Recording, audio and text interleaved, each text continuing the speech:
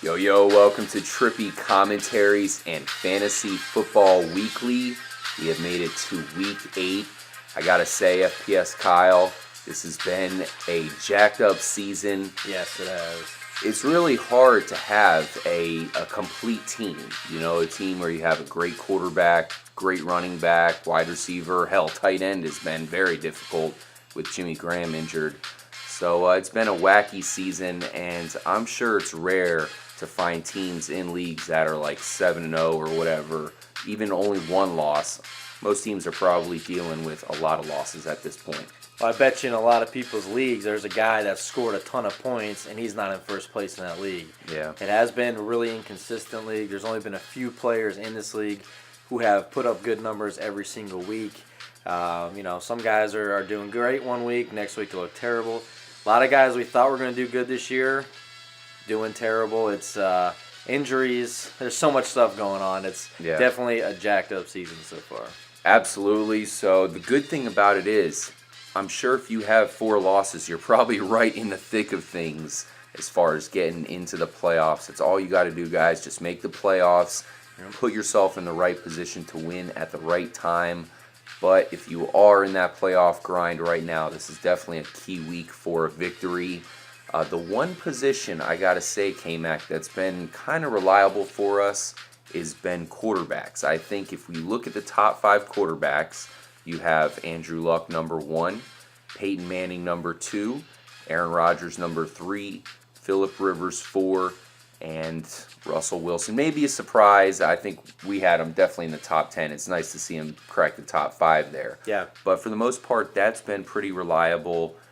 The other positions are completely out of whack. Yeah, I mean, like I said, you don't know what you're going to get sometimes from some of these other positions every single week. That's what we were saying before the draft, is that with the quarterbacks, I mean, obviously, if you were able to get one of the elite guys early in the draft, that was good to make that pick. But after that, you could have waited a while on getting these quarterbacks. I waited a long time, and I got Russell Wilson. I still felt like I probably even reached for him a little bit, and he's crept up there, and he's a top 5 quarterback right now. So, it's the quarterback position has been decent enough to where if you didn't get one of those top guys, you still have a guy in there who is doing enough to put points up for your fantasy team. And because every other position, like I said, man, unless you have a couple of the elite players, everyone else has been really fluky this year. Some games looking good, really inconsistent games. Some games looking bad. So it's definitely an up and down year for everybody. The one guy who's kind of missing here from this group of quarterbacks, in fact, he's nowhere even close to the top 5 as far as fantasy points are concerned, is Drew Brees. Yeah. I mean, where the hell is he? But if you look at his past games, it looks like he might be building on something. I think if you do have him in fantasy, it looks like you should have a safe bet going forward. But I don't know if we can trust Jimmy Graham quite yet. Brandon Cooks, this guy has been nothing this year. He hasn't had a single big play. And what do we make of Drew Brees here? I would definitely recommend that you go forward with him without being worried. But when you look at it from a weapons perspective, there's definitely something to be worried about. Yeah, there is. The fact that the running game was pretty much depleted with injuries, I think that kind of hurt Drew Brees a little bit. They still like to run off the play action, so they like to have somewhat of a running game just established so they can go ahead and air it out if they need to. Now, obviously, Drew Brees without Jimmy Graham is not good. It's not good for the Saints. It's not good for that offense at all because Drew Brees really relies on Jimmy Graham. And as most quarterbacks, they have that good tight end. Obviously, we're seeing Tom Brady right now and Gronkowski playing at a much higher level because Gronkowski's healthy. He's got his tight end. He's got that guy to go to when he runs into trouble. So we've seen that from Drew Brees. He hasn't had that. He's kind of been holding on to the ball a little bit. He doesn't want to make a mistake. He doesn't have Jimmy Graham where he can just throw it anywhere around him, and he's probably going to come down with it. I thought Colston looked good last week, though. Obviously, Colston's numbers, like we had predicted, are going to shoot up when Jimmy Graham is out because he's going to kind of get into that same mold as Jimmy Graham. Possession wide receiver style. Exactly. Run a lot of the seam routes, which we saw from him. But, Brandon Cooks, like I said last week, we needed to see Brandon Cooks step up for the Saints, and he really didn't. Not He even looked horrible. close. He wasn't even really used much in the game. He still has a lot to learn, apparently. Maybe not the receiver that we were all predicting him to be before the season. Maybe I don't know what it is because you're looking off pure talent alone. He sucks right now. Yeah, pure talent alone, he should still be able to break big plays open. We've seen Odell Beckham already start looking really good, and people had Brandon Cooks way ahead of Beckham in the draft, and he actually got drafted earlier. So yeah, from a fantasy perspective, he's certainly not looking good right now. But it sounds like you kind of trust Drew Brees going forward. yeah, There's really not much you can do unless you were lucky enough to maybe get Russell Wilson. The rushing touchdowns he's getting right now are pretty damn good. I mean, that's what makes him a lock for a top 10 and pretty much a surefire quarterback one every week. Yeah. One thing we were talking about off screen, in fact, you brought it up about the number 4 overall quarterback right now, Phillip Rivers, Old Man Rivers. This is the first time he has all of his receivers completely intact. I mean, we all liked Keenan Allen going into the season, but he hasn't been as good as advertised. Why is that? Because you have Eddie Royal healthy and Malcolm Floyd healthy. You add that with Antonio Gates, who, keep in mind, Antonio Gates for a while, we were wondering why he wasn't getting consistent stats. Now, yeah, well, that's what Phillip Rivers has always been good at, spreading the ball around. He likes to get it out to everybody. Brandon Oliver in this offense is just gonna, it's gonna help propel this offense even more.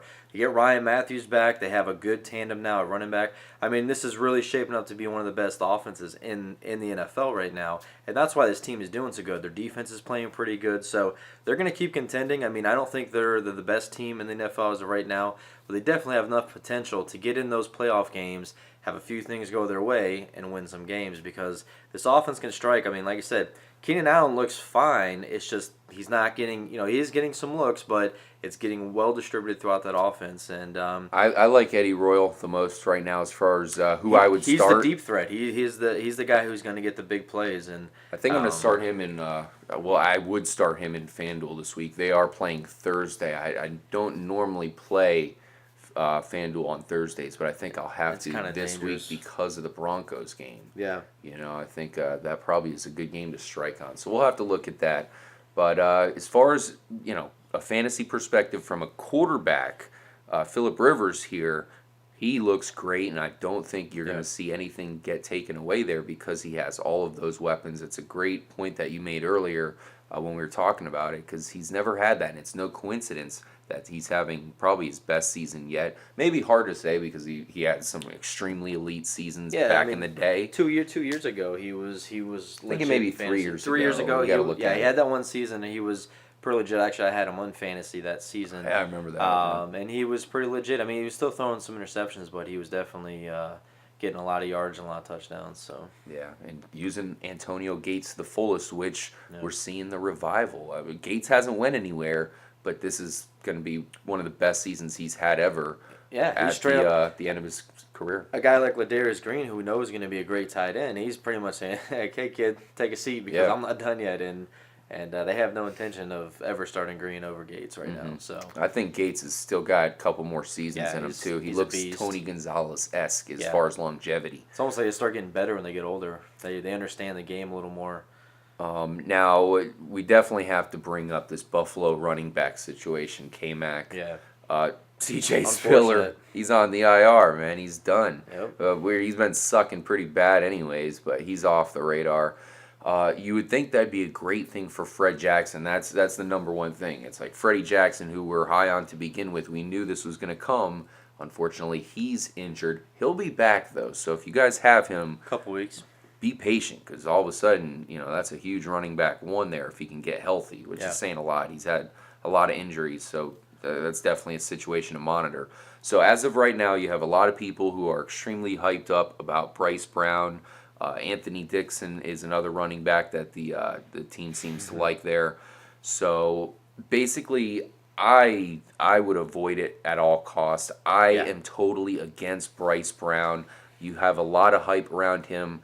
I'm here in the standpoint to say that's completely false. I remember before people were hyped up about him because he had a couple big games and he completely was a dud.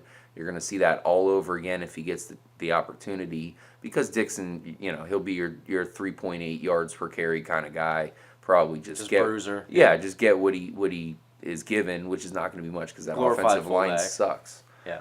What do you think? What would you recommend there, K-Mac? I mean, and some people that are in these 12 and 14, pretty deep leagues, just to have a guy who's going to be a number one running back is sometimes beneficial. You don't really know what he can pull off. And this is kind of what we saw from Bryce Brown with the Eagles. When he first had to come in and play, he came and he was successful. As time went on, he started failing off. I don't know if that's conditioning. I don't know if that's it's because other he would teams keep cutting it out every time a team's caught on. Yeah, exactly. So now, whether they've forgotten by now, who knows? For one game, he might be worth it, but I wouldn't be, I wouldn't be starting him over any of your other starting running backs, thinking that for some reason, just because Fred Jackson was successful in this offense, and Spiller last year and before that was successful. I wouldn't really count this year. But Fred Jackson being successful is mainly because Fred Jackson is a good running back. And I wouldn't expect to see that kind of production from Bryce Brown going into this week. Yeah, no, because not at all. He's been inactive. I mean, he's been inactive. There's a reason for that. Just bringing him on the field to play with the team, it's kind of risky. But like I said, if you are really that desperate, you have nobody. He's at least starting at running back. So.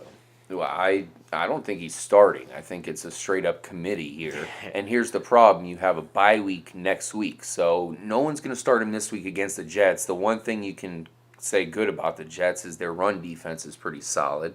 So I don't think you're going to have any production there at all. Maybe a touchdown from Dixon. That's why I said to avoid it, because possibly after that bye week, you're going to get Fred Jackson maybe back, maybe not. I know that's kind of pushing it, but it's just something to worry about as far as next week. You have a lot of teams on bye. Good luck stashing another running back. If you're a Sammy Watkins owner, be very happy that this happened, because we saw last week when they had to go in the air, Fred Jackson goes down, they needed to pass the ball. Sammy Watkins took over that game, had the game-winning touchdown catch. Expect to see a lot of that coming here. And if you're somebody who's desperate on receivers, you got some running backs, you might want to make a trade, because I think over the next couple weeks they do have the bye. So obviously you're not going to have him for that week, but I think going forward here, him and Kyle Orton, I think they're kind of becoming a dangerous combination. I think Kyle Orton understands what he has there, where E.J. Manuel had no idea what he had. Kyle Orton looks like a pro out there.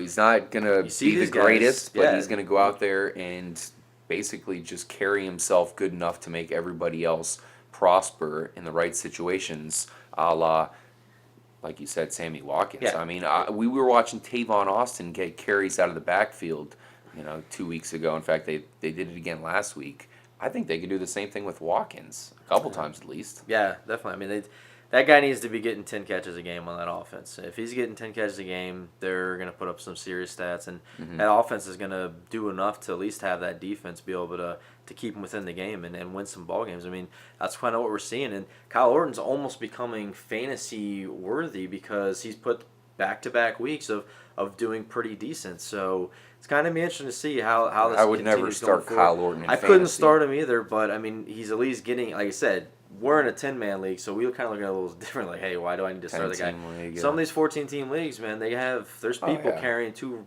quarterbacks on their bench, so it gets really desperate. Like, damn, I need somebody. I would start a Mike Glennon over Kyle Orton. I'm sure in that big of a league, both of them are owned by now. But getting back to the Buffalo running backs, it's also an interesting situation how it is the Jets defense. So if they do give Bryce Brown the start, or it's a good. A good number of handoffs, he's kind of going to be set up for failure here. The Jets are probably going to stuff him, and then they're going to be like, all right, well, Fred Jackson's back. That Jets front line there is very good. So yeah, it is. That's definitely a huge red flag for this week for starting him. I mean, advice from Trippy Combs is just to avoid this. I do like Anthony Dixon, but the only way you could really hold on to him is if you have some space. I picked him up in our league, but I'm probably just going to drop him because you have the bye week next week. If he does get the start, much like Bryce Brown, he'll be set up for failure against the Jets anyways, unless he gets in the end zone.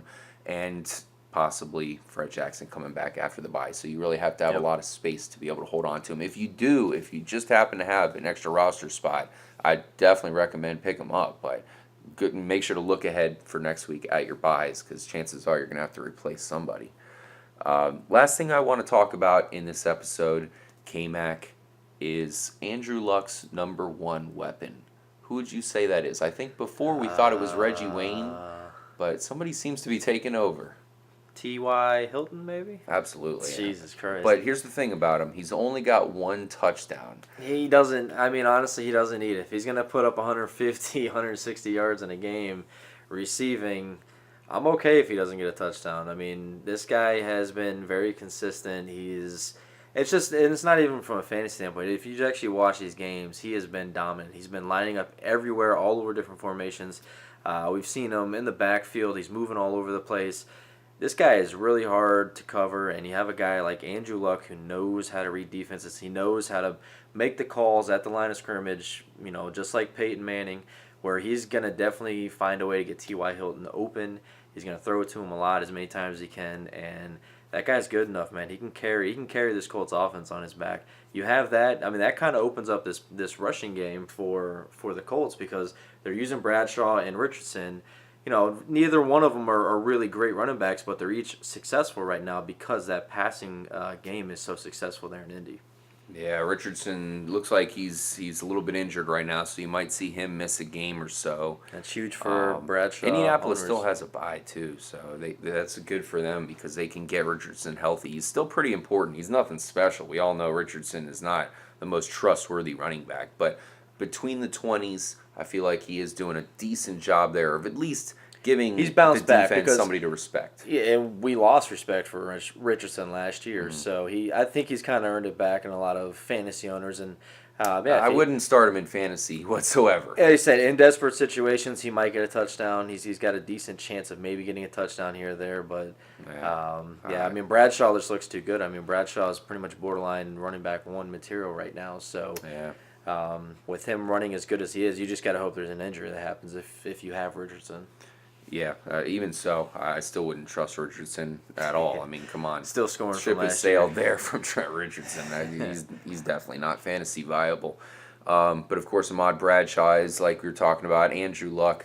He's one really legit guy right now is T.Y. Hilton. Unfortunately, Reggie Wayne's injured, so that's going to make T.Y. Hilton even better. He's easily a wide receiver one, even with the one touchdown. That's kind of the point we wanted to make was even with the one touchdown, it doesn't matter, and that is going to increase there. You're going to see that go up. And the fact that he only has one shows you that there's room for a couple more, I think. Probably he'll be up to maybe 6 or 7 by the end of the season. There's a lot of big games coming up for Indy as well, where there's going to be a lot really dependent on that passing game being successful. So it's just going to keep getting even better for him. And the one other guy there in Indianapolis that I think a lot of people are sleeping on all of a sudden is Dwayne Allen. He's cranked himself up to almost like Vernon Davis category, where Vernon Davis, he has big games and then he has zeros or twos or whatever. And that's pretty much the same thing you're getting out of Dwayne Allen, who's getting a lot of touchdowns. And at the end of the year, if this guy stays healthy, he's going to be a guy to draft pretty highly next season. Oh, definitely. He's a beast. Yeah, Andrew Luck's looking at this guy a lot. So to finish off this episode here, guys, it's been an extremely jacked up season. Just hang in there. Make sure you have your legit quarterback, because that's the thing we wanted to start off with by saying the quarterbacks have been our predictable position here. If you don't have a top-notch guy, you're going to be in trouble. If you have a guy like Matt Ryan, he's going to have his good weeks, but you really want someone like this guy, Peyton Manning, who's going to get you 20 points every freaking week. That's huge. And we need to officially congratulate Mr. Manning on breaking the record. And, I mean, really, you think putting him as the greatest quarterback of all time at this point? I mean... He needs another Super Bowl. One is not enough. All right. In my eyes. Right. Hell yeah, he does. I mean, you got Tom Brady. People are quick to forget, one bad season for Brady, and all of a sudden he's kind of resurrecting it. This guy won 3 Super Bowls. Tom Brady, there's definitely a lot to be said about him. Joe Montana had Jerry Rice, the best wide receiver of all time, so maybe it's not fair, but I put him at number 1. They've all had their weapons. But the biggest weapon of them all, Jerry Rice. Peyton Manning's probably got the best offense right now around him. So if he doesn't win a Super Bowl, You know what, though, on a real note, as far as the best quarterback performance I've ever seen, as far as one season, and I know Peyton Manning has shattered the record, so you could probably easily say the Broncos from last year. yeah, But this is a different breed of NFL. They don't have the smash mouth defenses, and there's one offense that had to deal with that smash mouth defense, and that's the greatest show on turf, the St. Louis Rams. Kurt Warner. Can you imagine back in those days? I didn't play fantasy quite at that point yet, but Marshall Faulk was probably the #1 overall pick. Torrey Holt was a beast every year. Isaac Bruce. Yeah, list went on. So definitely would be nice if St. Louis gets Martz their offense, man. it gets it going there in St. Louis. Get the greatest show on turf back on. Trey Mason's a good start. We called it. We said, if you listened to the episode last week, we said this guy's going to bust out.